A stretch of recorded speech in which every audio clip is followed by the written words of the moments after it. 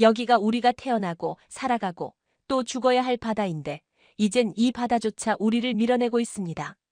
피지피지의 한 어부가 인터뷰 중에 흘린 이 말은 단순한 하소연이 아니었다. 그 말에는 바다가 무너지고 생계가 사라지고 삶의 터전이 오염되어가는 절박한 현실이 담겨 있었다. 남태평양, 인도양, 카리브해의 수많은 섬나라들은 지금 거대한 산업의 폭력 앞에 쓰러지고 있다. 그 중심에 누가 있는가? 놀랍게도 아니 어쩌면 이제는 당연해진 이름 중국이다. 중국은 지난 20년간 세계의 공장이라는 타이틀을 자랑하며 산업을 무차별적으로 확장해왔다. 그러나 이 경제 성장은 필연적으로 대가를 요구했고 그 대가는 수백 킬로미터 떨어진 무고한 섬국가들에게 전가되었다. 중국 본토에서 방출된 산업 폐수, 플라스틱 미세먼지, 석탄 발전소에서 배출된 중금속 잔류물, 불법 해양 투기물들은 해류를 타고 멀리 흘러가 수천 년간 조용했던 산호초와 해안 생태계를 무자비하게 파괴했다. 투발루, 키리바시, 마셜 제도 마셜 아일런즈, 몰디브 몰다이브즈 같은 소규모 섬나라들은 해수면 상승만으로도 위협받고 있었는데 여기에 중국이 만들어낸 산업재앙이 기름을 부은 셈이다. 섬 주변의 산호초는 마치 흑사병에 걸린 것처럼 색이 바래고 죽어갔고 이는 곧 해류의 방향성 변화와 해안 침식, 생선 개체수 급감이라는 도미노 붕괴로 이어졌다. 어부들은 고기를 잡을 수 없게 되었고 관광산업은 오염된 바다와 해변으로 인해 붕괴되었다. 생존이 불가능해진 사람들은 육지로 탈출했고 국가의 경제는 무너졌다. 그러나 더욱 충격적인 것은 이 모든 재앙 앞에서 중국은 책임을 인정하지 않았고 미국, 일본, 유럽은 그저 구호물자 몇 상자를 보내는 것으로 의무를 다했다고 자평했다는 것이다. 특히 중국은 이 지역에서 자국의 영향력을 넓히기 위한 전략적 행동으로 섬나라들의 개발 명목의 항만 건설 프로젝트를 대거 밀어붙였다. 언뜻 보면 인프라 지원처럼 보이지만 실상은 채무 함정과 군사 전략이었다. 예를 들어 키리바시 정부가 중국 자본을 통해 개발한 항만 프로젝트는 초기 설계조차 조잡했고 생태 영향을 고려하지 않은 준설 작업으로 산호초를 대거 파괴했다. 해안선이 허물어지자 해수 범람이 잦아졌고 민가가 바닷물에 잠기는 사태가 빈번해졌다. 기후 위기에 가장 먼저 희생되는 곳이자 가장 적은 책임만이 있는 나라들이 경제 원조라는 이름으로 다시 짓밟히고 있는 것이다. 그렇다면 미국은 무엇을 했는가? 일본은 무엇을 했는가? 미국은 지정학적 이득이 없는 지역이라 판단되면 곧바로 시야에서 제거했다. 전략적 요충지라는 타이틀이 붙은 나라들에만 관심을 두며 기타 섬국가는 유엔을 통해 간접 지원하는 선에서 멈췄다. 일본 역시 자국 이미지 개선용 국제개발협력 프로젝트로 몇몇 학교나 병원을 세우긴 했지만 해양 생태 문제에 대해선 무관심했다. 섬국가들은 고립됐다. 바다도 공기도 땅도 그들의 편이 아니었다. 그리고 이 지점에서 우리는 묻게 된다. 대체 누가 이들을 도울 것인가? 이 재난에 맞설 능력과 의지를 가진 나라는 존재하는가? 놀랍게도 답은 한반도에서 나왔다. 대한민국.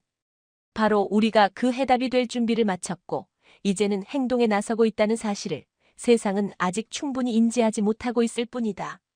한국은 전후 폐허에서 일어났고 산업화 과정에서 환경 파괴의 뼈아픈 교훈을 몸소 체험했다. 그리고 기술 발전의 정점에 서 있는 지금 우리는 선택했다. 이 기술을, 이 경험을 우리의 외교적 자산으로 만들겠다고. 대한민국은 남태평양과 인도양의 섬국가들을 위해 그 어떤 강대국보다 먼저 움직였다. 우리는 환경을 무기로 삼은 최초의 국가가 되었다. 그리고 그 첫 번째 포문은 해양재건 프로젝트로 열렸다. 이것이 단순한 원조가 아님은 곧 밝혀지게 될 것이다. 중국이 바다를 죽였을 때 한국은 바다를 되살렸다. 세계가 외면한 순간 우리는 그 바다로 들어갔다. 무릎까지, 가슴까지, 그리고 심장까지. 키리바시에서는 아이들이 매일 바닷물을 밟으며 등교한다는 사실을 아는가? 피지의 수도 수바에서는 우기마다 해수면이 도로 위로 솟구쳐 병원이 잠기고 환자들이 어깨 위로 아이들을 안은 채 퇴원하는 사태가 반복된다는 사실을 알고 있는가? 이것은 기후 위기의 예고편이 아니라 이미 벌어지고 있는 본편이며 그 본편의 무대는 대형 산업국가들의 전략지도에서는 보이지 않는 먼 섬들이다. 국제사회는 수십 년 동안 기후위기를 이야기했고 파리기후협약, SDG, COP 회담을 열고 각국 정상들이 마치 지구의 수호자인 양 연설을 했다. 그러나 정작 이 위기로 지금 당장 모든 것을 잃어가고 있는 섬나라들 투발루, 나우루, 마셜 제도, 몰디브, 솔로몬 제도 등은 회담의 말미에나 이름이 언급되고 지원금은 회의장 전시 비용보다 적은 수준으로 책정된다. 그나마도 IMF나 ADB 같은 다자 금융기구를 통해 간접적으로 흘러들어가며 정작 주민들에게 도달하는 순간엔 절반 이상이 국제회계감사와 자문료로 사라져버린다. 이들 섬국가는 공통적으로 말한다. 우리는 존재하지 않는 나라들처럼 취급받고 있다. 하지만 우리야말로 가장 먼저 침몰할 국가들이다. 그들은 요구하지 않았다. 거대한 군사기지를 세워달라고, 핵잠수함을 정박시켜달라고, 우주기지를 지어달라고. 그들은 단지 바다를 오염시키지 말아달라고, 자기 해안에서 폭발 실험을 멈춰달라고, 폐플라스틱을 쏟아붓지 말아달라고 그뿐이었다. 그러나 세계는 그조차 응답하지 않았다. 중국은 대형 어선을 몰고 와 불법 조업을 하고 해안선 가까이에서 저인망을 내리며 해저 생태계를 통째로 쓸어가 버린다. 중국 기업은 산호초 위에 콘크리트를 부어 리조트를 세우고 바닷속에 폐건 축자재를 던져가며 준설 작업을 벌이지만 그 모든 과정을 개발 협력이라는 이름으로 포장한다. 그리고 개발 도중에 발생한 환경 피해에 대해선 해당 국가가 요청한 사업이라며 책임을 회피한다. 중국이 구축한 채무 외교의 실체는 단지 돈을 빌려주는 게 아니다. 그들은 섬나라들의 정책까지 좌우할 수 있도록 정치인과 관료들을 매수하고 일정 수준 이상의 발언권을 확보한 뒤에는 중국 비판 금지 조항까지 삽입한다. 그리고 이 구조 속에서 섬 주민들의 목소리는 점점 더 작아지고 그들의 존재는 지도자들의 선언문 속에서도 사라진다. 한편 일본은 더 정교하고 더 조용하며 더 무관심한 방식으로 이들을 외면해왔다. 일본의 국제협력기구 JICA는 아시아 태평양 연대라는 이름 아래 해양기후 대응 프로젝트를 진행한다고 하지만 실제로는 몇 개의 해수면 측정기와 센서만을 제공한 채 해당 국가에게 유지비와 데이터 분석까지 떠맡긴다. 실효성 없는 장비들, 한국의 중소기업도 일주일 만에 개발할 수 있는 수준의 기술들을 최첨단이라고 홍보하며 정작 문제 해결보다는 이미지 세탁에 집중한다. 그리고 일본 정부는 이 보고서를 근거로 자국민에게 우리는 세계 환경을 돕고 있다고 주장한다. 미국은 더 노골적이다. 국가안보상 가치가 없는 섬나라들에는 관심을 두지 않으며 때때로 지원을 하더라도 그것은 미국 기업의 시장 진출과 직결된 프로젝트에 한정된다. 태평양 국가들이 미국에 요구한 것은 해양 쓰레기 대응 기술, 플라스틱 수거 시스템, 기후, 데이터 공유와 같은 기본적인 것들이었지만 미국은 대신 군사기지의 협상을 우선순위로 올려놓았고 실제로는 바다를 오염시킨 당사자인 미국계 다국적 기업에 대해서는 단 한 번도 책임을 묻지 않았다. 국제사회는 이들 국가를 생존의 문제로 보는 것이 아니라 외교 전략의 부속품, 국제회의의 장식물, 지리적 완충지대로만 취급한다. 실제로 수많은 국제회의에서 이들 섬나라는 기후 피해국으로만 표기되며 자율적 주권국가로서의 존엄은 철저히 무시된다. 언론은 이들의 침몰 위기를 보도하면서도 정작 왜 침몰하게 되었는지, 누가 침몰시켰는지에 대해서는 언급조차 하지 않는다. 그리고 그렇게 잊힌 자들의 흔적은 사라지고 남는 것은 회색빛 바다와 침수된 학교, 폐허가 된 어촌 마을뿐이다. 그러나 이제 그 희미한 흔적을 붙잡고 다시 복원하려는 국가가 나타났다. 그 이름은 대한민국이다. 국제사회가 말만 앞세우고 중국과 일본이 전략만을 팔아넘기는 동안 한국은 조용히 움직였다. 아무도 주목하지 않았던 남태평양의 작은 섬나라들의 기술자들이 도착했고 정장을 입은 외교관 대신 작업복을 입은 전문가들이 모래사장을 밟기 시작했다. 그들은 회의장을 예약하지 않았고 선언문을 채택하지 않았으며 국제 언론을 부르지도 않았다. 단지 망가진 펌프를 고치고 오염된 우물을 정화하고 침수된 전기 계량기를 재설치했을 뿐이다. 가장 먼저 움직인 건 한국수자원공사 K-워터였다. 수자원 부족이 가장 심각했던 투발루와 나우루에 한국이 도입한 기술은 단순한 정수 필터가 아니었다. 태양광 기반 자동 해수 담수화 시스템, 수질 센서가 실시간으로 오염 농도를 분석해 AI가 정화 강도를 조절하는 고도화된 수처리 모듈, 그리고 위성통신을 통해 본사에서 원격 제어가 가능한 유지관리 체계까지, 이는 한국이 내세운 최첨단 스마트워터 기술의 결정체였다. 타국이 여전히 어떻게 지원할 것인가를 논의할 때 한국은 이미 설치를 끝내고 작동 중이었다. 이러한 기술은 단지 생존을 가능하게 한 것이 아니라 섬나라 주민들에게 새로운 삶의 방식을 제시했다. 전에는 비가 와야만 물을 모았고 가뭄이 들면 수입물에 의존하던 곳이 이제는 하루 24시간 깨끗한 식수를 공급받게 되었으며 이는 곧 의료 문제의 해결로 이어졌다. 각종 수인성 질병이 급감하고 위생 수준이 상승하며 아이들의 출석률이 오르고 관광업까지 다시 살아났다. 두 번째로 주목할 프로젝트는 태양광 플로팅 발전소였다. 몰디브의 외곽도서에 설치된 이 시스템은 한국의 중견기업이 독자 기술로 개발한 해상 부유식 패널을 기반으로 해류와 조류의 강한 내구성을 갖춘 구조물 위에 태양광 패널을 설치한 것으로 기후 변화로 육지가 점점 좁아지는 섬나라 현실에 맞춘 세계 유일의 모델이었다. 놀라운 점은 이 시스템이 섬 전체의 주간 전력 수요를 100% 충당할 수 있었다는 것이다. 또한 패널 아래에 설치된 해양 농장 기술을 통해 열대어 서식지를 복원하고 침식된 해안의 지형까지 회복시키는 부가적 효과도 만들어냈다. 한국은 이 기술을 특허로 보호하지 않았고 오히려 설계도와 교육 자료를 해당국 기술자들에게 모두 넘겨주며 완전한 자립을 유도했다. 이는 일본의 JICA와 중국의 CIODC가 기술 이전을 미끼로 외교적 영향력을 확대하는 전략과는 정반대였다. 한국은 통제하지 않았고 대신 능력을 부여했다. 세 번째로 주목할 만한 건 KIST 한국과학기술연구원이 주도한 해양 쓰레기 정화 프로젝트였다.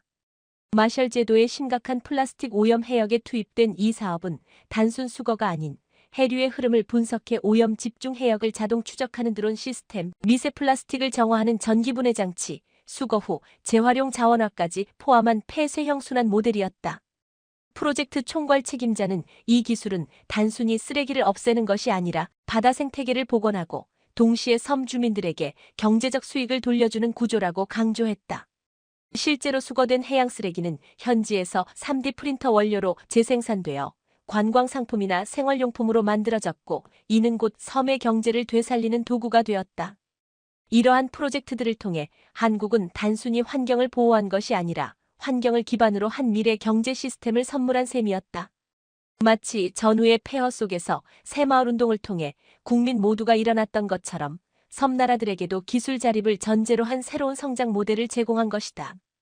그리고 이러한 변화의 중심에는 수치와 숫자가 아니라 사람이 있었다. 한국에서 파견된 기술자들은 일정이 끝나도 돌아가지 않았고 가족과 함께 섬에 머물며 아이들에게 환경 교육을 가르치고 지역 축제에 참여하며 하나의 공동체로 살아갔다. 그들은 원조 전문가가 아니라 그 지역의 이웃이었고 친구였고 때로는 구조자였다. 한 현지 주민은 말했다. 중국은 우리에게 항구를 줬지만 우리가 갇히게 했습니다. 일본은 우리에게 돈을 줬지만 마음은 주지 않았습니다. 하지만 한국은 기술과 함께 사람을 보내고 사람과 함께 희망을 가져왔습니다. 그렇다. 한국은 구호단체도 강대국도 식민제국도 아니었다. 우리는 단지 해답이었다. 세계를 지배했던 20세기의 힘은 총과 미사일, 항공모함과 원유였고 강대국은 군함을 앞세워 바다를 통제했으며 전쟁은 포탄이 아니라 무역장벽과 원조라는 이름의 압박으로 바뀌었지만 본질은 여전히 지배와 복속이었고 생존이 아닌 수능을 요구했다. 그러나 21세기에 들어 판이 바뀌었다. 바다를 장악하는 방식도 관계를 맺는 방식도 바뀌었고 그 중심에서 한국은 전혀 새로운 무기를 꺼내들었다. 그것은 더 이상 철과 화약이 아닌 생태와 기술이라는 이름의 무기였다. 대한민국은 전통적인 의미에서의 무력을 사용하는 대신 환경기술과 생태 복원 능력을 전략적으로 배치하기 시작했다. 이는 단순한 환경보호가 아니었고 외교적 관계를 재편성하고 영향력을 투사하며 지정학적 진공지대를 채워가는 새로운 형태의 확장이었다. 특히 남태평양과 인도양의 도서국가들처럼 정치적 무게는 작지만 전략적 위치가 중요한 지역에서 이 녹색 무기는 절대적인 효과를 발휘했다. 대표적인 예는 하나 시스템이 주도한 해양 미세 플라스틱 차단 프로젝트였다. 이들은 전투함을 보내지 않았고 대신 해류 흐름을 감지하고 플라스틱 쓰레기를 자동 회수하는 드론 장비를 보냈으며 단순 수거가 아닌 AI 알고리즘을 통해 쓰레기 이동 경로를 예측하고 사전에 방어막을 펼칠 수 있게 설계되었다.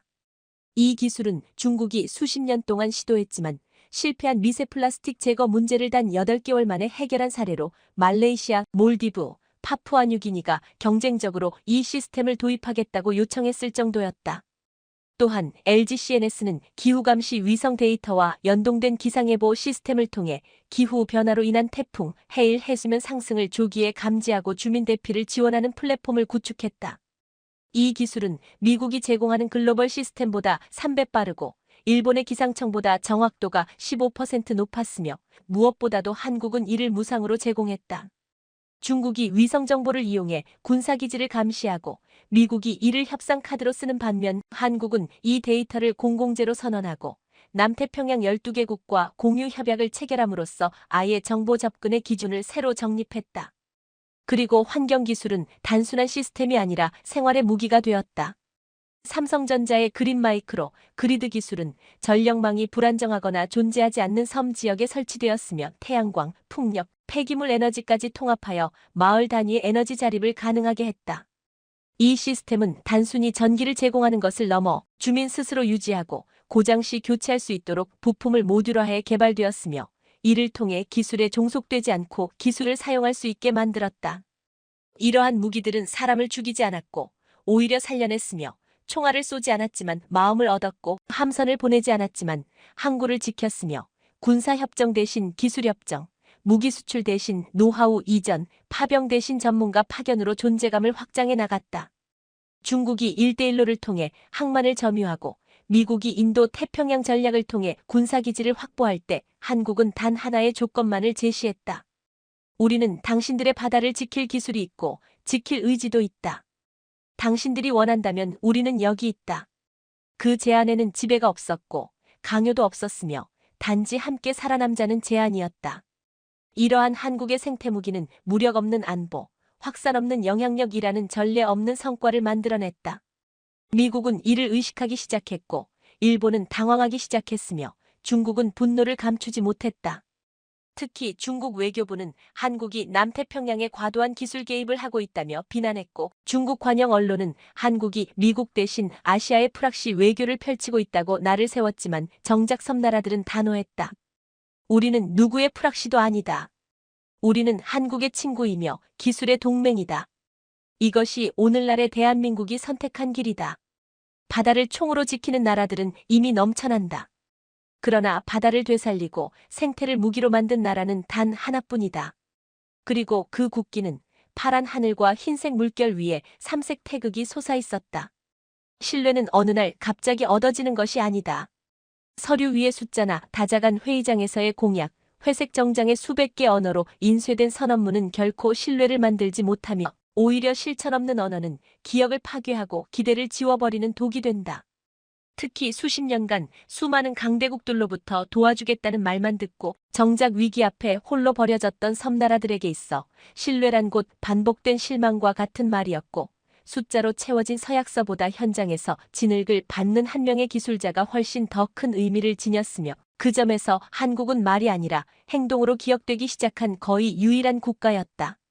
피지의 라오토카의 AUTOKA 지역에서는 수십 년 동안 미군과 일본 JICA 그리고 중국 해군까지 드나들며 수많은 환경협력회의가 열렸지만 그 어느 단체도 폭우 뒤에 범람하는 하수 시스템을 실제로 개보수하지는 않았고 수도관 교체 계획은 매년 국회 회의록에만 존재했으며 오염된 지하수는 그대로 주민들의 일상 속에 스며들고 있었다. 그러나 2023년 11월 K-워터 기술진과 한국국제협력단 KOICA 소속 엔지니어들이 아무런 기자회견도 없이 현장에 도착했고 노후된 배수펌프를 분해하고 한국에서 직수입한 탄소섬유 복합관으로 하수 라인을 교체했으며 기계실이 물에 잠기지 않도록 부력 기반 플랫폼 위에 재배치하는 설계를 도입해 단 17일 만에 모든 시스템을 복원했고 이 과정은 단 한 차례의 의전이나 서명식 없이 진행되었다. 사람들은 처음엔 믿지 않았다. 매년 비슷한 약속이 반복됐고 매번 그 약속은 한 장의 보고서로만 남았으며 종종 고장난 장비는 그냥 방치되었고 예산은 외국 컨설팅 기업의 회계 비용으로 사라졌으며 지역 주민들은 그런 현실에 익숙해져 있었고 도움은 결국 조건부 대출이라는 이름으로 되돌아왔기에 아무 대가도 요구하지 않고 오직 기술과 노동만을 제공하는 한국의 접근은 처음엔 의심을 받았고 몇몇은 어딘가 숨겨진 조건이 있지 않을까 경계했으며 심지어는 이들이 정보를 수집하러 온 건 아닐까라며 불안을 품기도 했지만 시간이 지나면서 사람들은 눈앞에서 달라지는 수지를 보고 수압을 체감하며 밤에도 끊기지 않는 전기를 경험하고 나서야 비로소 말없이 실천하는 한국식 접근의 본질을 이해하기 시작했다. 이러한 변화는 단지 환경 인프라 개선에 그치지 않았다. 몰디브의 한 어촌 마을에서는 해양 플라스틱 수거 장비를 교육받은 청년들이 직접 기계를 운영하며 일자리를 만들었고, 태양광 패널 유지 관리 기술을 전수받은 여성들이 마을 전기 운영팀의 핵심 멤버가 되었으며, 마셜 제도에서는 한국에서 온 기술자들과 함께 일하던 청년들이 단순 보조 인력이 아닌 공식 파트너로 계약서를 체결하며 공동 R&D 프로젝트에 참여하게 되었고, 이는 수혜자와 원조자라는 수직적 관계가 아니라 지식과 실천을 공유하는 수평적 동반자 관계로 나아갔음을 의미하며, 신뢰는 바로 이 지점에서 형성되었다. 중국의 접근 방식은 이와 정반대였다.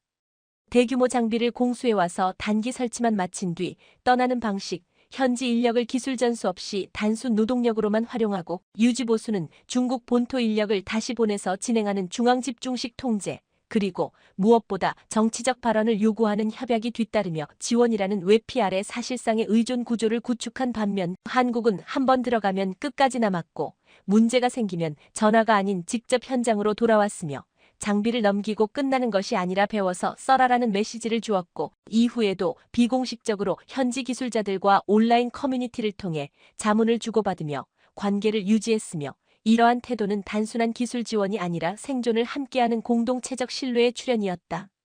신뢰는 숫자가 아니다.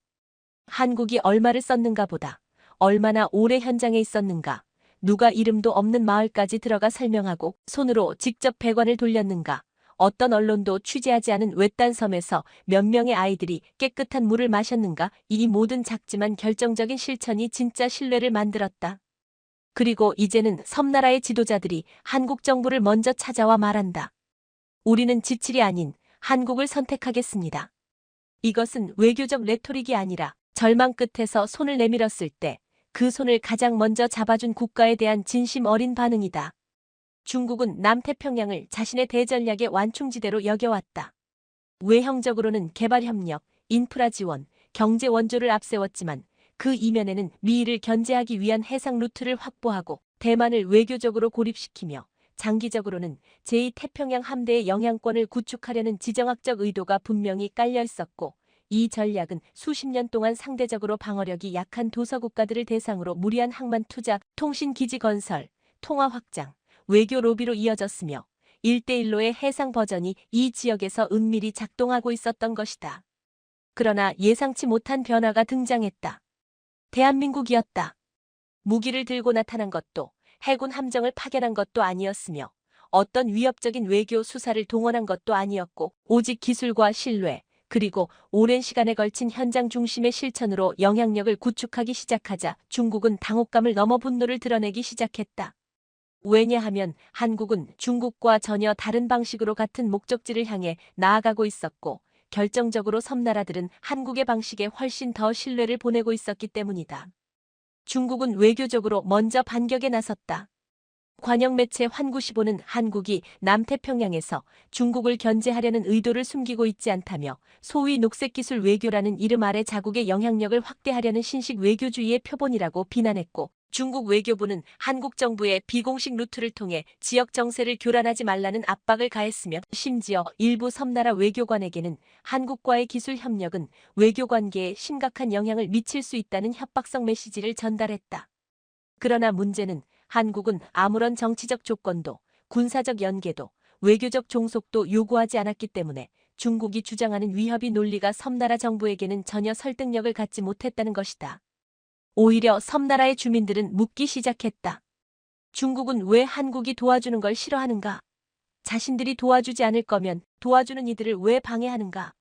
이러한 질문은 중국이 그토록 공들여 심어놓은 우호적 이미지의 기반을 서서히 무너뜨렸고, 실제로 몇몇 국가에서는 중국이 세운 항만이 무용지물로 방치된 반면, 한국이 설치한 마을 단위의 태양광 에너지 시스템은 주민 생활에 혁신적인 변화를 주고 있었으며, 중국의 스마트시티 프로젝트가 정전과 해킹으로 고장난 사이 한국의 AI 기반 수자원 시스템은 가뭄 기간에도 정상적으로 작동해 물을 공급하고 있었기 때문에 비교는 피할 수 없는 현실이 되었고 중국은 이에 대한 해명보다 한국의 이미지 깎아내리기에 급급했다.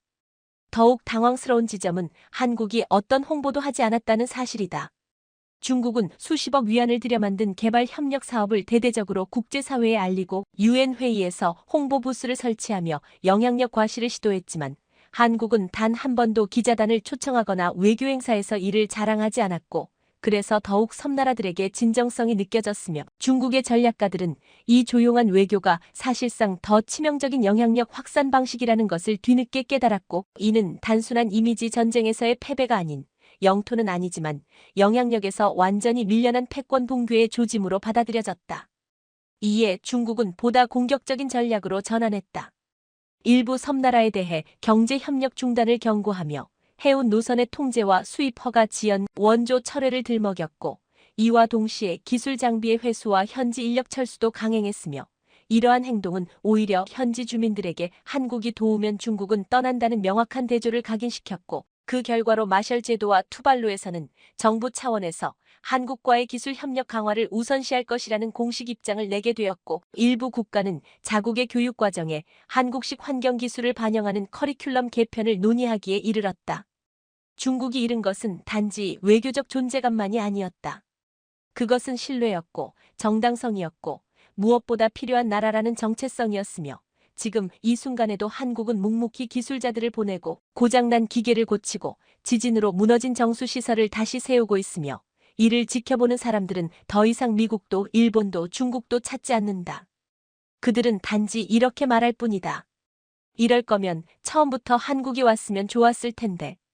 세계를 지배하는 자는 더 이상 자원을 가진 자가 아니라 자원을 순환시키는 기술을 가진 자라는 진실은 이제 그 어떤 외교 문서나 정상회담 선언문보다 강력하게 증명되고 있으며 그 중심에서 한국은 단지 전통적 원조국이 아니라 새로운 시대의 경제적 리더십으로 부상하고 있는데 그 핵심은 바로 K-그린이라 불리는 한국형 녹색경제 모델이다.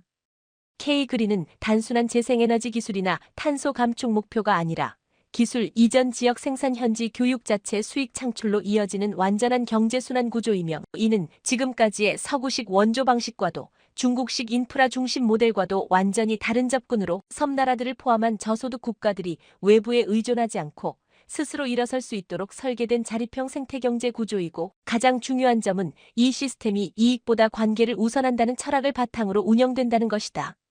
실제 사례를 보면 솔로몬 제도의 한 시골 마을에서는 한국의 스타트업 에코플로우가 제공한 태양광 기반 스마트 농장 키트를 도입해 단 6개월 만에 자국 채소 자급률이 17%에서 84%로 상승했고 기존에 중국에서 수입하던 고가의 야채류가 지역 시장에서 자급되자 주민들의 생활비 부담은 대폭 줄었고 여기에 삼성 SDS의 클라우드 기반 유통 플랫폼이 도입되면서 지역 농산물은 외국 관광객 대상 프리미엄 식자재로 온라인 수출까지 연결되었고 이 모든 과정은 무상기술 교육과 현지 청년 고용을 전제로 진행되어 실질적 고용 창출과 수익 배분까지 가능하게 되었다. 이러한 모델은 단지 경제를 살리는 데 그치지 않고 지역에서 만들어지고 지역에서 소비되며 남은 가치는 다시 지역으로 돌아간다는 경제적 자기결정권 회복의 구조를 의미하며 이는 오랜 시간 서구 금융자본에 예속되어 왔던 아프리카와 동남아시아, 남태평양 국가들에게 있어 경제 식민지 구조에서 탈피할 수 있는 유일한 탈출구로 인식되고 있으며 실제로 투발루와 피지 정부는 자국 재정 계획 안에 K-그린 순환 시스템을 중장기 산업 구조로 반영하기 시작했고 한국의 중소기업들은 이와 연결된 비즈니스 모델을 통해 단기 수익이 아닌 지역 성장과 동반하는 장기적 파트너십을 확보함으로써 새로운 해외 시장 진출의 정답을 발견하고 있다. 특히 K-에듀그린이라 불리는 녹색기술 직업 훈련 프로그램은 단순 기술 습득을 넘어 현지에서 새로운 생태 산업을 창출하는 인재를 직접 양성하는 시스템으로 한국의 직업 훈련 노하우와 ICT 기반 교육 플랫폼이 결합되어 누구나 스마트폰 하나로 풍력 관리, 태양광 유지 보수, 바이오가스 활용, 해양 미세 플라스틱 분석 같은 고급 기술을 학습할 수 있게 되었고 이러한 교육은 단지 산업을 위한 인력이 아닌 생존을 위한 주체로서의 시민을 만드는 혁명적 수단이 되고 있으며 이를 통해 섬나라 청년들은 더 이상 구호물자를 기다리는 존재가 아니라 자기 마을을 설계하고 직접 생산하고 해외와 연결하는 미래형 생산자로 탈바꿈하고 있다.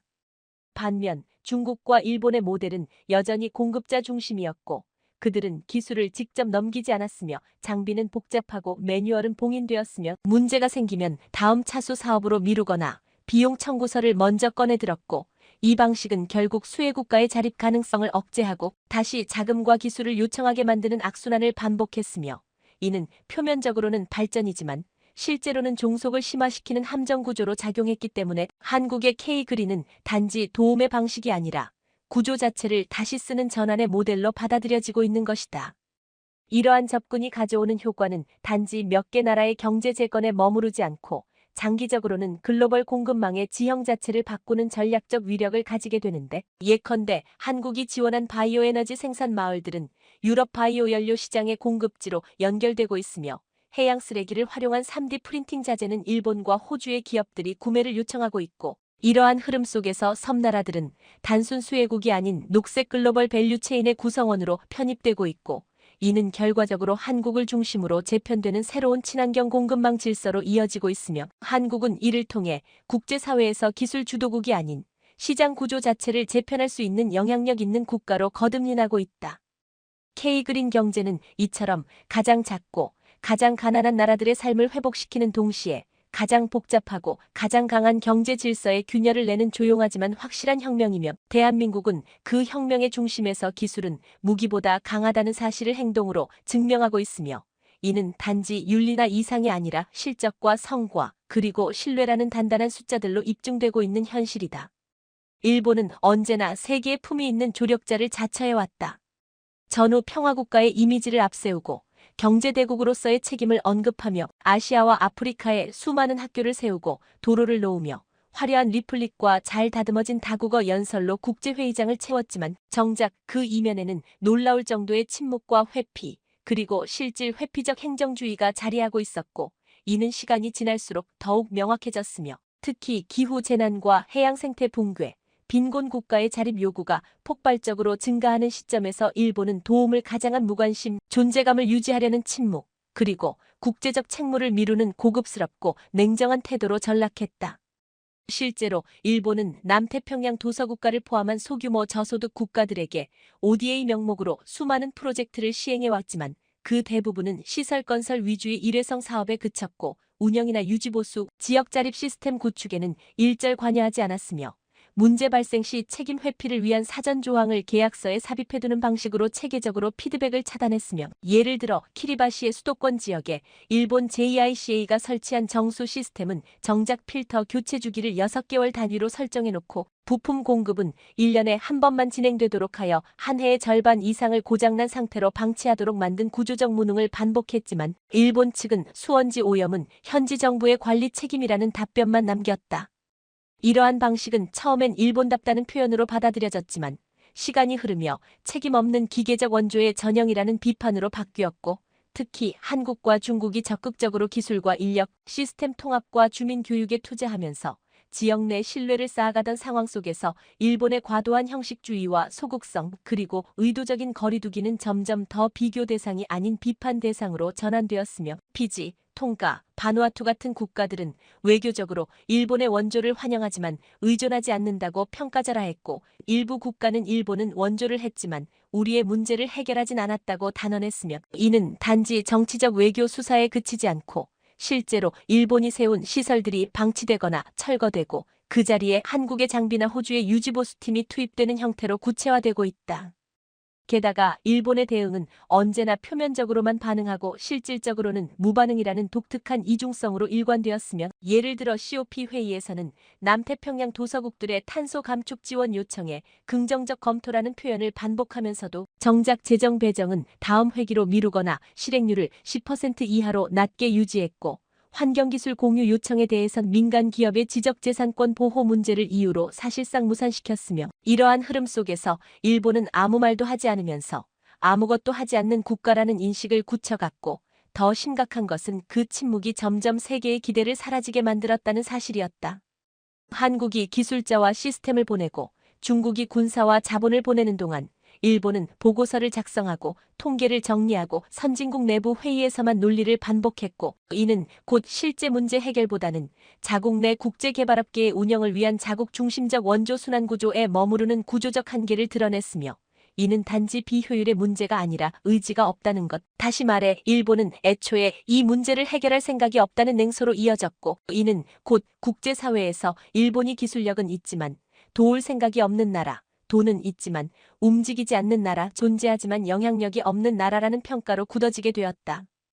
이와 같은 상황은 동아시아 내부에서의 입지에도 큰 충격을 주었고, 한때 일본의 후광 아래 움직였던 동남아시아의 중진국들마저 한국의 실행력, 현장성, 유연성을 이유로 협력 대상을 전환하고 있으며, 실제로 베트남, 인도네시아, 필리핀은 기존의 일본 주도 프로젝트에서 일부 또는 전부를 한국 기술진과 스타트업, 공공기관으로 대체하거나 병행 채택하기 시작했고, 남태평양에서는 이미 한국이 사실상 일본의 빈자리를 채우는 실질적 주체가 되었으며, 이러한 변화는 일본이 침묵한 채 방치한 사이 그 공백을 한국이 속도와 정밀성, 그리고 공감력으로 메웠다는 사실을 드러내며, 결국 아무것도 하지 않는 자는 지켜지지도 않고 남겨지지도 않으면 기억되지도 않는다는 명백한 교훈을 남기고 있다. 국제 질서란 보이지 않는 손과 보이는 힘, 그리고 예상치 못한 결속의 흐름으로 재편되어 왔으며, 특히 과거의 해양은 해군력과 무역 항로의 지배로 규정되었지만, 이제의 바다는 기후 적응력과 기술 파트너십, 그리고 생태 기반의 지속 가능성이라는 새로운 기준으로 동맹을 구성하고 있고, 이러한 흐름 속에서 한국은 스스로를 강요하지 않았음에도 불구하고 여러 섬나라와 저개발 해양 국가들 사이에서 비공식적이지만 실제적인 리더로 떠오르고 있으며, 이는 단지 선의를 넘어선 구조적 신뢰와 이익 공유의 결과이며, 마침내 바다 위에서 새로운 외교 질서, 즉 그린 퍼시픽 동맹이 형성되기 시작했다는 신호가 감지되고 있다. 이 동맹은 종이로 쓰여진 협정이 아니라 공동기술 플랫폼과 데이터 공유, 유지보수 매뉴얼, 원격 진단 네트워크, 기후재해 대응 모듈 같은 실체적 시스템을 기반으로 결속된 기술 주권의 연대이며, 특히 솔로몬 제도, 투발루, 마셜 제도, 팔라우, 통가, 피지 등은 한국과 연결된 다양한 환경 인프라를 통해 상호 의존성을 확보하고 있으며, 여기서 가장 주목할 점은 이 연대가 정치적으로 중립적이면서도 전략적으로 독립적이라는 점으로, 미국이나 중국, 일본처럼 특정 이념에 종속되지 않은 한국식 접근이 국가 간 신뢰 구축에 결정적인 역할을 하고 있다는 사실이다. 실제로 이들 국가는 기존의 국제기구 중심의 원조 체계에서 벗어나 한국과 함께 기술 공유 지속성장 자립화라는 3단계 구조를 중심으로 연합 전략을 구체화하고 있으며, 예를 들어 해양 미세먼지 실시간 감지 시스템은 한국, 피지, 뉴질랜드 간 클러스터로 확대되어 남태평양 연안 전체를 실시간 모니터링하게 되었고, 기후위기 조기경보 체계는 투발루와 마셜 제도가 공동 운용하며 한국과 직접 연결된 기상위성에서 데이터를 수신하며, 에너지 측면에서는 몰디브와 바누아투가 한국과 협력한 부유형 태양광 발전 기술을 토대로 남서 인도양형 재생에너지 협의체 구성을 추진하고 있어, 이는 단순한 한국의 영향력 확대가 아니라 한국 중심의 기술 생태계 안에 여러 도서국가가 자발적으로 연결되고 있다는 명확한 흐름을 보여준다. 더욱 흥미로운 점은 이 새로운 해양 연대에 기존의 대륙 강국들이 배제되고 있다는 사실인데, 일본은 기술은 있지만 참여하지 않았고, 중국은 돈은 있지만 신뢰받지 못하며, 미국은 권력은 있지만 실제로 현장에 없었기에, 이 동맹은 처음부터 자발성, 지속성, 비군사성, 지역 참여성이라는 4가지 기준을 명확히 설정했으며, 그 결과로 한국은 단순한 지원국을 넘어 플랫폼 제공국, 즉 연합의 구조를 설계하고 기술을 배포하며 교육을 공유하는 중심 국가로 기능하고 있고, 이에 따라 일부 남미 해안 국가들과 아프리카 동부 연안국들마저 이 시스템의 참여를 희망하며 그린 퍼시픽 플러스라는 이름으로 확장을 논의하고 있으며, 이는 결국 기후외교라는 새로운 형태의 외교안보 영역이 실질적 지경학으로 자리잡고 있음을 증명하고 있다. 이런 동맹이 형성되자 국제사회의 반응도 미묘하게 바뀌기 시작했고, 유럽연합은 자국 그린 뉴딜과 한국의 시스템 간 상호용성을 검토하기 위한 워킹그룹을 발족시켰으며, 캐나다와 호주는 기존의 해양경비 중심 전략에서 벗어나 K-그린 기반의 탄소 중립 항만 설계를 공동 추진하고 있으며, 세계은행과 아시아개발은행은 기존 원조 구조의 한국형 기술 순환 모델을 적용하기 위한 신규 사업군을 설계하는 중이며, 이 모든 변화는 한국이 단지 도와주는 나라가 아니라 패러다임을 수출하는 나라로 진화하고 있음을 보여주며 한국을 중심으로 재편된 이 새로운 질서는 총이나 국기를 흔들지 않고도 영향력을 행사할 수 있음을 증명하고 있고, 무엇보다 한 나라의 기술과 진정성, 그리고 실행력이 얼마나 많은 사람의 생존과 평화를 바꿀 수 있는지에 대한 압도적인 사례로 남게 된다.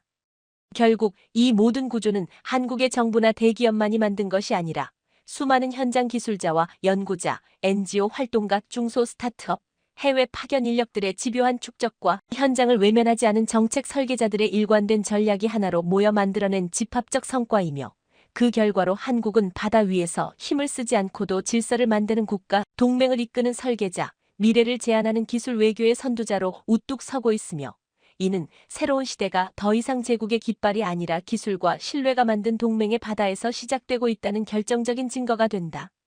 몇 해 전만 해도 이 바다는 죽은 바다였다. 해류는 오염으로 탁했고 산호는 하얗게 질식해 있었으며, 고깃대는 사라지고 해변에는 수입된 생수통과 태풍에 떠밀린 플라스틱만 남았고, 사람들은 이곳을 떠났으며 정부는 손을 들었고 국제사회는 보고서만 남겼으며, 위기란 이름조차 식상하게 느껴질 만큼 무기력하게 반복되던 그 바다에 누군가 조용히 들어왔고, 조립식 태양광을 띄우고 바닷속 유해 폐기물을 수거하고 정수시설을 재가동하며 쓰레기를 에너지로 바꾸고 고장난 어선의 자립형 엔진 키트를 장착해 다시 바다로 나아갈 수 있게 만들었고, 그렇게 살아난 바다의 표면에는 더 이상 죽음의 흔적이 아닌 희망의 기술과 사람의 손길이 번져 있었으면 사람들은 그렇게 다시 바다로 돌아왔다. 피지의 라우토카 어부 협동조합장 마타이에는 우리는 더 이상 대도시의 손길을 기다리지 않는다. 서울이 직접 왔다라고 말했다.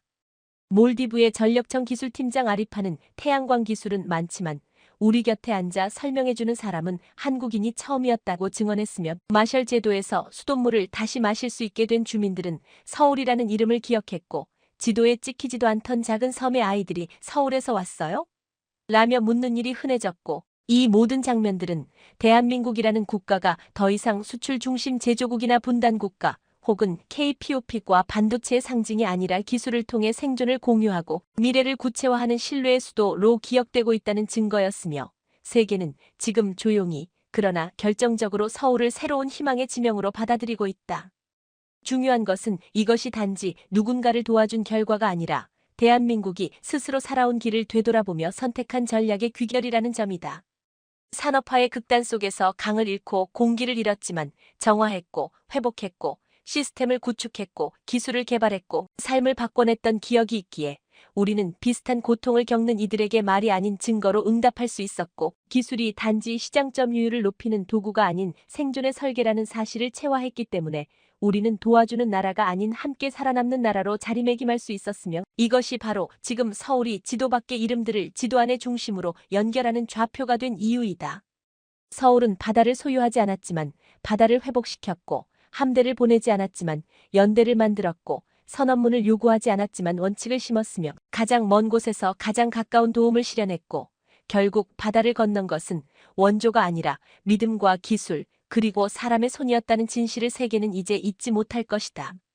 그리고 그렇게 기억된 이름은 물에 잠기지 않는다. 서울은 바다 위에 섬처럼 떠 있었고, 그 섬은 다시 다른 섬들을 살려냈으며, 지금 이 순간에도 누군가는 그 섬의 이름을 입에 올리고 있다. 폴란드 정부 인사 20여 명이 지난 21일 방한에 6박 7일간 공식 일정에 들어갔습니다. 그리고 24일경 2조 원 규모의 천무 추가 수출이 체결될 것으로 알려지고 있습니다. 방사청은 폴란드 방한단의 우리 방산 기업과 국방과학연구소 ADD 방문을 지원하고 주요 인사들에게 우수한 국산 무기 체계를 홍보한다고 했습니다. 그런데 이번에 천무 계약을 하기 위해서 온 것 같지만 정작 중요한 목적은 다른 데 있는 것으로 파악되면서 놀라운 소식이 전해지고 있습니다. 또한 지금 폴란드의 선택을 바라보는 동유럽에서도 심상치 않은 분위기가 감지되고 있습니다. 폴란드의 이번 방안은 그만큼 큰 의미를 가지는 것을 평가되고 있습니다. 방위사업청은 22일 석종건 방사청장이 방한한 폴란드의 파베우 베이다 국방부 차관, 마르친 쿨라색 국유재산부 차관, 다리우스 우코프스키 안보실 부실장과 면담을 갖고 방산 협력 주요 현안을 논의했다고 밝혔습니다. 방사청은 석 청장과 폴란드 방한단의 이번 면담을 통해 폴란드 신정부의 방산 협력 지속 의지를 확인했다며, 한국의 우수한 방산 역량을 홍보하고 양국 방산 협력 확대의 모멘텀을 이어나가겠다고 밝혔습니다. 폴란드 차관단은 소형 전술 차량을 생산하는 업체를 시작으로 24일 천무 실사격에 참관하고 25일에는 K9자주포와 K2전차 업체를 둘러본다고 했습니다. 그리고 26일에는 FA-50 전투기 공장을 간다고 했습니다. 폴란드 방한단은 24일 수출형 천무의 시험 사격을 직접 눈으로 보고 추가 계약에 사인할 것으로 보이고 있습니다. 그런데 모두가 주목해서 보는 것은 마지막 일정인 FA-50을 생산하는 KAI 공장을 보는 것입니다. 폴란드 차관단이 방한하기 직전인 20일 폴란드 매체 WP테크는 폴란드는 계획을 바꿔야 하나? F-35 비용이 예상보다 높음이라는 제목의 기사를 보도했습니다. 매체는 지난 4월 15일 미국 감사기관 GAO는 F-35 프로그램과 관련된 비용에 대한 보고서를 발표했는데 결론은 결코 낙관적이지 않다고 했습니다. 미국 록히드 마틴에서 제조한 F-35는 가장 야심차고 값비싼 무기 시스템으로 국방부의 무기고이자 가장 발전된 전투기라고 했습니다. 미국에서는 630대가 운용되는데 2040년대 중반까지 거의 1900대를 추가 구매할 계획이며 예상 운용 기간은 2080년대까지라고 했습니다. 지난 2020년 폴란드는 46억 달러에 F-35A 32대를 구매했는데 이는 원래 2026-2030년에 배송될 것으로 예상되었습니다. 하지만 이 계획은 코로나 팬데믹 및 우크라이나 전쟁으로 인한 인플레이션으로 인해 더 이상 유효하지 않다고 했습니다. 그럼에도 폴란드 공군은 32대를 추가 구매해서 총 64대의 F-35 전투기를 운용할 계획이라고 했습니다. 지금 먼저 구매한 32대도 언제 받을지 모르는 상황에서 32대를 더 구매한다는 것인데 지금 미국 감사기관의 발표는 폴란드에게 충격을 주고 있습니다. 처음에는 매우 높았던 F-35 구매 및 유지 비용이 시간이 지남에 따라 감소할 것으로 예상되었습니다. 하지만 GAO 보고서에 따르면 운영 비용은 계속 증가하고 있다는 것입니다.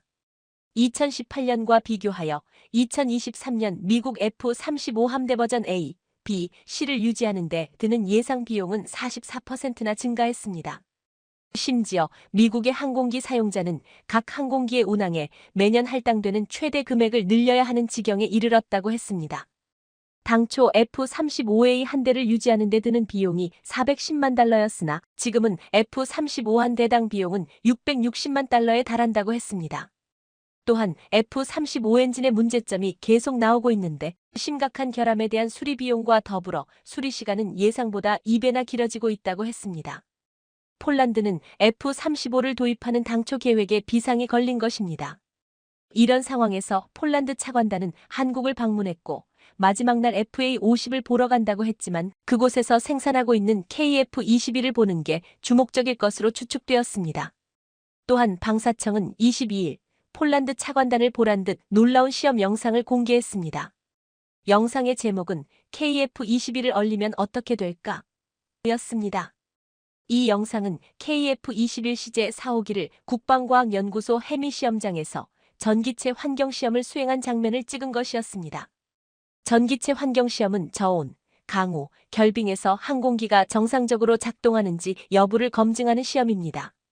방사청은 KF-21의 방수 및 방빙 성능 확인을 위해 지상에서 극한의 강우와 결빙 환경을 구현하여 진행했는데 결과는 성공이라고 말했습니다.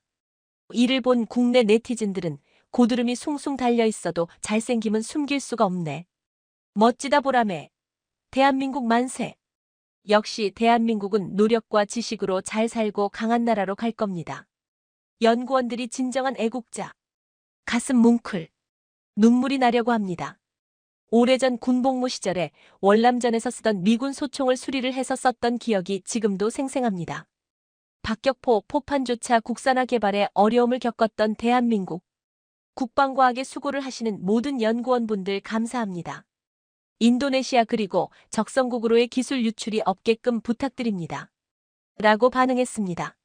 일각에서는 폴란드 차관단이 방문했을 때 이 시험을 하고 이를 영상으로 공개한 것에는 다분히 의도가 있다고 했습니다. 지금 전 세계에서 가장 추운 지역에서 작전을 펼 것으로 예상되는 국가가 폴란드로 폴란드가 만약 러시아를 상대로 싸운다면 극한의 추위에서 전투기의 성능이 가장 중요하기 때문입니다. 그래서 일각에서는 이것이 일종의 쇼케이스가 아니냐고 말하기도 했습니다. 이것은 폴란드뿐만 아니라 극한의 환경에 있는 동유럽과 북유럽도 주목해서 볼 것이라고 했습니다. 이미 주문한 32대는 어쩔 수 없지만 나머지 32대는 F-35가 아니라 KF-21을 선택해야 하는 새로운 옵션을 제공했다고 했습니다. 이미 폴란드는 KF-21에 대한 관심을 표명한 바 있고 FA-50을 도입했기에 그 어떤 나라보다도 KF-21을 도입할 가능성이 높은 곳입니다. 또한 중요한 것은 지금 폴란드뿐만 아니라 KF-21 한국의 KF-21은 동유럽의 다른 나라들도 지켜보고 있다는 것입니다. KF-21은 F-35보다 운용비가 최소 절반 이상 저렴하고 무엇보다 언제 받을 수 있을지 모르는 F-35와 달리 빠른 배송이 가능할 것으로 예상되고 있습니다. 그리고 성능 개량이나 유지 보수까지 한국은 큰 신뢰감을 주고 있습니다. 폴란드 차관단이 한국을 방문하자 인도네시아 매체 조나자카르타는 방문 하루 전 20일 이를 견제하는 보도를 내놨습니다. 인도네시아가 분담금을 체납했지만 한국 당국이 KF-21보람의 임리국기를 제거하지 못한다는 내용이었습니다. 이 매체는 알려진 바와 같이 폴란드는 KF-21보람의 프로젝트에 참여하기를 원하고 있는데 한국도 폴란드와 협력하여 유럽에서 마케팅할 수 있는 문이 열리기를 기대하고 있다고 했습니다. 하지만 인도네시아가 분담금이 연체되었어도 아직 공동개발국이기에 KF-21 조종석 아래 홍백기를 떼어내는 것은 불법이라고 말했습니다. 또한 이 매체는 한국 국방부 관계자가 계약이 취소되지 않는 한 인도네시아 국기를 떼어낼 필요는 없다라고 말했다고 했습니다. 인도네시아는 여전히 한국에게 기술 이전을 요구하면서 분담금을 내지 않아 한국의 입장에서는 바로 내칠 수 있지만 그동안의 관계를 생각해서 시간을 주고 있는 것으로 보이고 있습니다. 어쩌면 이미 무시하고 새로운 계획에 돌입했을지 모른다고 했습니다. 국내 네티즌들은 인도네시아 국기를 떼어낼 필요가 없고 그냥 반대로 돌리면 된다고 했습니다. 아시다시피 반대로 돌리면 폴란드 국기가 됩니다. 지금 KAI는 이라크 방산전 시위에 참가해 KF-21, FA-50, 수리온, LAH 등 주력 항공 플랫폼을 소개하고 있습니다. 중동 지역은 전통적으로 미국이나 유럽의 무기체계를 도입하는 경우가 많았으나 후속 지원과 성능 개량의 한계를 느끼며 한국산 무기체계로 점차 눈을 돌리고 있습니다. 최근 중동의 안보 정세가 불안한 가운데 중동 아프리카의 주요 국가들이 앞다투어 국방전력 강화에 나서고 있는데 노후 기종 교체 수요까지 맞물리면서 FA-50을 중심으로 KF-21, 수리온 등 다양한 KAI의 항공기 플랫폼에 대한 관심이 뜨겁습니다. 이런 가운데 KAI는 지난 2월 차세대 공중전투체계 핵심 기술 개발에 1,025억 원을 투자하기로 했습니다. 이를 통해 6세대 전장체계의 핵심인 인공지능 AI, 빅데이터 BD, 자율무인 등 첨단 기술을 확보한다는 계획입니다. 한때 국내를 비롯해 주변국에서는 다른 방산 선진국이 5세대, 6세대 전투기를 개발하는데 왜 4.5세대 전투기를 개발하냐고 의문을 가지고 비판했습니다. 하지만 한국은 그들이 6세대를 떠들 때 4.5세대 전투기를 바로 만들어버렸고 이제 이를 개량해 5세대, 더 나아가 6세대 전투기까지 만들려는 계획을 보여주고 있습니다. 이 계획은 지금 놀라운 속도로 이뤄나가고 있습니다. 한국이 올해 전 세계에서 가장 정확한 지대지 미사일을 배치했다. 중국 매체 CRI 온라인. 한국이 중국 미사일을 제치고 증동에서 큰 수주들 따는 게 과연 우리 미사일이 부족해서인 걸까? 중국 러디엔 신원. 최근 중국이 연이어 방산 수출에서 고배를 마시면서 치욕스럽다는 한탄이 터져나오고 있습니다. 그러면서 한국이 경쟁국으로 우려스럽다는 견제에서 이제는 무섭다는 반응까지 나오고 있습니다. 중국은 먼저 태국에 수출하려던 잠수함이 독일제 엔진 수입이 막혀 취소되었고 아르헨티나에 시진핑이 달려가 파격적 금융 지원과 가격 할인을 약속한 JF-17 경전투기도 결국 덴마크 공군의 중고 F-16에 밀려버렸습니다. 그런데 가장 치명적인 건 가장 우수한 고객인 중동에서 중국의 휘롱 미사일이 한국의 국산 전술지대 유도문기 KTSSM에 밀려버린 것입니다. 사우디와 UAE는 이미 중국 로켓 발사대를 가지고 있기에 중국산 미사일을 구입할 것이라고 굳게 믿고 있었습니다. 한국의 KTSSM 1단거리 탄도미사일 사거리는 180km로 중국산 휘룸 300은 사거리가 300km 가깝기 때문에 압도적으로 유리하다고 했습니다. 하지만 최근 UAE는 중국 미사일이 아닌 한국산 미사일을 선택했습니다. 중국의 군사매제 싱위 싱크탱크에는 4월 14일 휘퉁 미사일 수출 실패, 중국 방위산업이 직면 한도전이라는 제목을 단 글이 올라왔습니다. 이 글에서는 이번 중동 수주전의 과정을 자세하게 전했습니다. 올 연초 중동 현지에서는 KTSSM을 천무 다연장 로켓에서 휘룸 300을 중국산 SR 5다연장 로켓에 각각 장착해 발사하는 시험 사격이 진행됐다고 했습니다. 사우디아라비아와 아랍에미리트 가발주자인 것으로 전해졌는데 이 시험 사격 후 결국 KTSSM을 선택했다고 했습니다. 중국 빌리빌리에는 중국 미사일이 실패했다. KTSSM-1이 휘등 300을 미사일 비교 시험에서 격파하고 중동에서 무기 주문을 따냈다라는 제목으로 영상이 몰라왔습니다. 이 영상에는 한국 KTSSM의 발사 영상과 휘등 300을 비교해서 보여주었습니다. 군사에 관심이 큰 중국의 네티즌들은 비교 영상을 보고 이렇게 말했습니다. 예전에는 싸기만 하면 몇 개 주문을 받을 수 있었는데 이제는 스탠다드부터 가성비까지 다 망쳐버렸네요. 평소에 우리는 그저 평범하고 단순한 개발도상국일 뿐이고 농사를 짓는 것은 정상적인 일입니다. 레벨 차이가 너무 심하고 가격도 메리트가 없습니다. 이렇게 한국 미사일과 격차에 대해서 인정하는 댓글도 있었고 한국의 현재 기술 수준에 대해서 높게 평가하고 분석한 글들도 있었습니다. 한국은 이제 매운 완전한 범위의 무기 법주를 보유하고 있습니다. 중국에도 있지만 한국에는 더 고급 무기가 있고 중국이 받지 못하는 미국이 지원하고 있습니다. 중국군은 수십 년간 러시아와만 협력하는 상황에 처해 있으며 장비 면에서도 한국에 뒤처져 있고 국제 무기 시장에서도 사실상 매출이 5에 달했습니다. 2023년 최대 무기 전시회, 중동 및 아프리카에서도 파키스탄조차도 주문을 하지 않았습니다.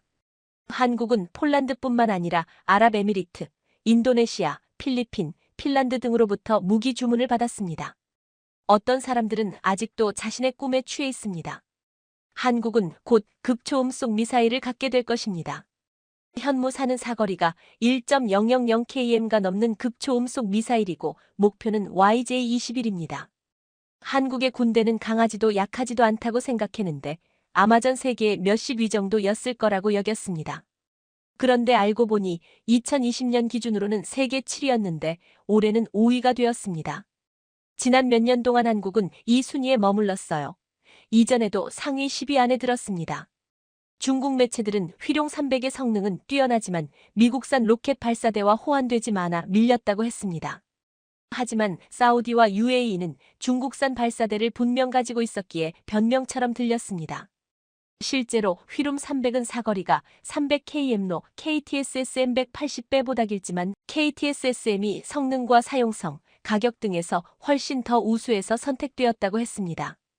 중국은 또한 지난해 4조 2천억 원 규모의 사우디 방공 미사일 수주전에서 한국의 천궁에 의해 중국산 LY-70 방공 미사일이 밀려버렸습니다. 그전에는 UAE에게 35억 달러 4조 6천억 원의 수주까지도 내주었습니다. 중국은 지금 거대한 중동 방산 시장을 한국에게 모조리 내준다면서 천궁과 천무에게 밀렸지만 앞으로 자주포는 내줄 수 없다고 말하고 있습니다. 사실 한국의 K9자주포는 세계 최강이지만 중국은 중동에서는 자신들이 수주할 것이라고 떠벌리고 있습니다. 중국은 중국산 PLG 5자주포와 K9자주포를 비교하면서 PLG자주포는 이미 사우디에 수출된 바가 있기에 이것이 K9자주포보다 훌륭하다고 주장하고 있습니다. 그런데 전문가들은 PLG-5가 정말 대단한 무기였다면 중국은 왜 이를 320대만 양산했냐고 따져 묻고 있습니다. 분명 이 자주포에는 심각한 결함이 있다고 했습니다. 중국은 PLG-5의 사거리가 50km이기 때문에 40km 사정거리를 가진 K9보다 우수하다고 주장했습니다. 하지만 50km는 애당초 일반 포탄과 PLG의 155포구경으로 나올 수 없는 사거리기에 특수 사거리 연장탄으로 거리를 측정한 것으로 보았습니다. 실제로 K9자준포도 사거리 연장탄을 써야 최대 사거리가 40km가 나오는데 중국의 자랑은 거짓인 것으로 여겨지고 있습니다. PLG-5는 3분 동안 1문에 무려 10발씩 30발의 연속 사격이 가능하고 일반 사격 모드에서는 1분에 5발의 포탄을 쓸 수 있어 다른 나라의 자주포 대비 2배 이상의 연사 속도를 가지고 있다는 것이 중국 측의 주장입니다. 발사 속도만으로도 세계 최고인데 포탄의 사거리도 최대 100km에 달해 어지간한 미사일 수준의 능력을 지랑한다고 했습니다. 하지만 이러한 주장을 믿는 사람도 믿는 국가도 어디에도 없습니다. 중국은 자국의 최신형 자주포라며 PLG-5의 훈련을 여러 차례 공개했는데 그때마다 이 자주포는 사격과 동시에 차체가 출렁이며 그야말로 춤을 추는 모습을 보여줬습니다. PLG-5는 포탄 한 발을 사격하면서 포시는 물론 차제 전제가 앞뒤로 심하게 출렁이는 모습이 거의 모든 사격 영상에서 공통적으로 관찰되었습니다. 화포가 사격할 때 이렇게까지 흔들린다는 것은 화포이기에 앞서 무기체계로서의 가치가 없다는 것을 뜻한다고 했습니다. 지난 2020년 이미 PLG 자주포를 도입했던 사우디 왕세자 빈 살만은 한국에 오자마자 국방과학연구소를 찾아가 K9 자주포 200대를 구입하겠다는 제안을 하기도 했습니다. 중국의 싱위 싱크탱크는 최근 한국산 미사일을 비롯해 각종 무기와 경합에서 연전연 패하자 중국산 수출 무기의 품질 관리, 성능, 데이터의 투명성 등을 냉정하게 돌아봐야 한다라고 말하기도 했습니다. 그동안 미국산을 사지 못하는 국가들이 싼 맛에 중국산을 샀다고 하지만 이제는 훨씬 훌륭한 성능에 가격까지도 착한 한국산이라는 훌륭한 옵션이 생겼습니다. 지난 4월 24일 폴란드 수출형 천무 호마르 K가 국방과학연구소 안흥시험장에서 발사가 이뤄졌습니다. 이날 호마르 K는 300km급 미사일 291발을 발사했고 미사일은 200여 초를 날아가 표적에 정확히 명중하며 K방산의 우수성을 세계에 알렸습니다. 폴란드 군사 전문 매체인 디펜스24는 CTM-290은 에이테크스 ATACMS와 동등한 KTSSM KEI즘 미사일 계열의 수출형이라고 소개했습니다. 이는 사거리를 약 300km로 늘린 전술지대 지유도 무기 KTSSM-1을 말한다며 미사일은 구경 600의 길이 4m, 무게 약 1.5TU로 그중 3분의 100일 탄두 무게라고 디펜스24는 전했습니다. 중동의 국가들은 KTSSM-1을 구입했지만 이제 사거리가 35km로 늘어난 KTSSM-2까지 노릴 것이라고 했습니다. UAE 대통령은 다음 달 중순 한국을 찾아와 지난해 약속한 300억 달러 약 41조 원을 어디에 투자할지를 공개할 것이라고 했습니다. UAE는 2022년 중거리 지대공 미사일인 천공을 35억 달러 약 4조 6천억 원 규모로 도입한 바 있는데 최근 북한과 협력해 탄도미사일 개발을 고도화하는 이란을 견제하려 한국산 무기의 추가 도입에 나설 수 있을 것으로 전망하고 있습니다. 이제 중동 국가들은 지대공, 지대지 미사일에서 중국을 완전히 배제하고 한국만을 바라보고 있습니다. 그동안 중국산 무기 수출의 절반은 인도와 국경을 맞댄 파키스탄이었는데 이제는 파키스탄조차도 중국산 무기를 사지 않고 있습니다. 적국인 인도도 K9 자주포를 도입할 정도로 수준이 높아졌기 때문입니다. 그래서 중국이 노리는 것은 미국과 대립각을 세우는 거대 자본이 있는 중동이었는데 중동의 국가들도 중국이 아닌 한국을 선택하고 있습니다. 앞으로 중동의 거대 자본은 한국에게 갈 것으로 전망하고 있습니다.